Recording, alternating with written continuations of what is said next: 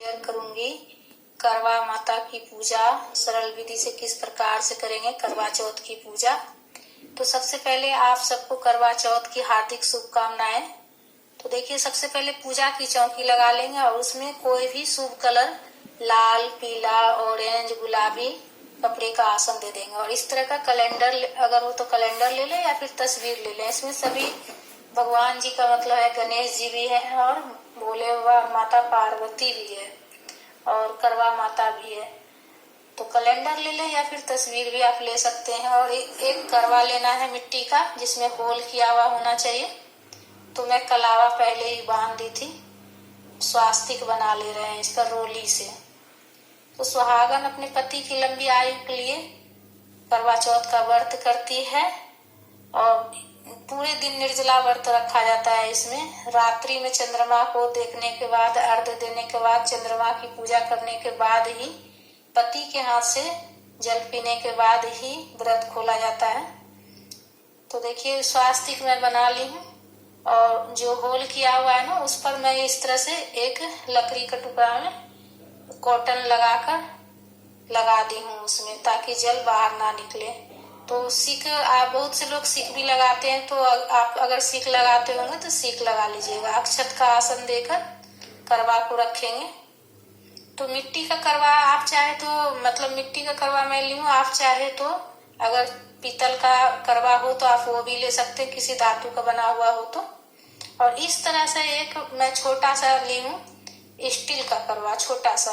आप चाहे तो ग्लास में भी आप कलावा बांध कर उसमें अनाज भर सकते हैं या फिर ड्राई फ्रूट भर सकते हैं। तो मैं इसमें बाजरा भर के रखी हूँ। आप चाहे तो गेहूं भी भर सकते हैं, ड्राई फ्रूट भी भर सकते हैं। पूजा के बाद ये दान किया जाता है। तो भर कर रख लेंगे अक्षत का आसन देकर। उसके बाद अक्षत का आसन देकर दीपक रखकर दीपक प्रज्वलित कर लेंगे। सबसे पहले पूजा शुरू करने से पहले दीपक प्रज्वलित कर लेंगे। उसके बाद जल का छिड़काव करके सभी भगवान जी को भाव स्नान करा लेंगे। गणेश जी को, माता पार्वती को, भोलेनाथ को और करवा माता को। अब सबको रोली से तिलक करेंगे। करवा माता को सिंदूर लगाएंगे, गणेश जी को रोली लगाएंगे, भोले बाबा को तिलक करेंगे। तस्वीर कैलेंडर में जितने भगवान जी है सभी को लगा लेंगे, रोली से तिलक कर लेंगे और दीपक का भी पूजा कर लेंगे। तो बिल्कुल सरल विधि से मैं बता रही हूँ। बहुत से लोग अगर चीनी का भी करवा रखते हैं, अगर आप चीनी का करवा रखते हैं तो वो भी आप पूजा में रख सकते हैं। उसमें भी कलावा बांध लेना है और स्वास्तिक बना ले या फिर वैसे रोली से तिलक कर लेंगे। तो पुष्प, अगर जो भी पुष्प हो वो पुष्प अर्पित कर लेंगे और वस्त्र रूपी कलावा अर्पित करेंगे करवा माता को और गणेश जी को और भोले बाबा माता पार्वती को वस्त्र रूपी कलावा अर्पित कर लेंगे। कलश के ऊपर मीठा बतासा मैं रख रही हूँ और जो बाजरा से भर के मैं रखी हूँ कलश छोटा सा, उसमें भी मैं बतासा रखूंगी और बतासा का ही भोग लगा रही हूँ। और जो सीजन का फल हो उसका भोग लगा लेंगे।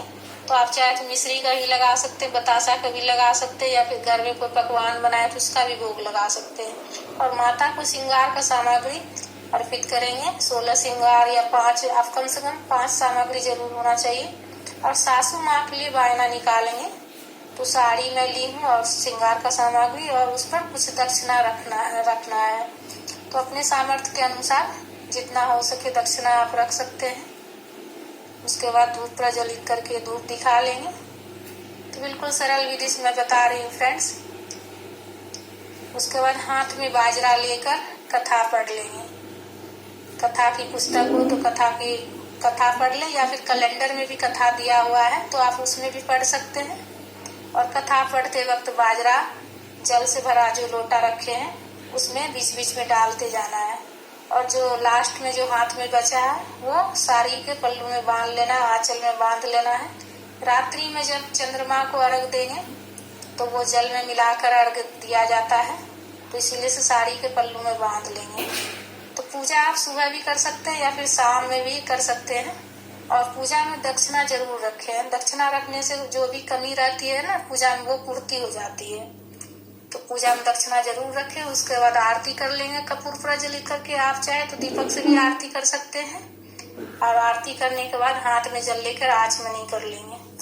आचमनी करने के बाद ही पूजा पूर्ण होती है। उसके बाद करवा माता से प्रार्थना करेंगे, पति की लंबी आयु के लिए प्रार्थना करेंगे। अगर पूजा में कुछ गलती हो गया हो तो उसके लिए क्षमा याचना करेंगे। करवा माता से, भोलेनाथ से, माता पार्वती से, गणेश जी से, सभी से क्षमा याचना करेंगे और प्रार्थना करेंगे पति की लंबी आयु के लिए। और जो लोटा में जिसमें बाजरा डाले थे, अगर दिन में पूजा करते हैं तो सूर्य भगवान को जल चढ़ा दे, या फिर रात्रि में करते हैं तो चंद्रमा को जल चढ़ा दे। तो इस तरह से पूजा पूर्ण होती। बिल्कुल सरल विधि से मैं आपके साथ शेयर की हूँ फ्रेंड्स। अगर अच्छा लगे तो लाइक कीजिए।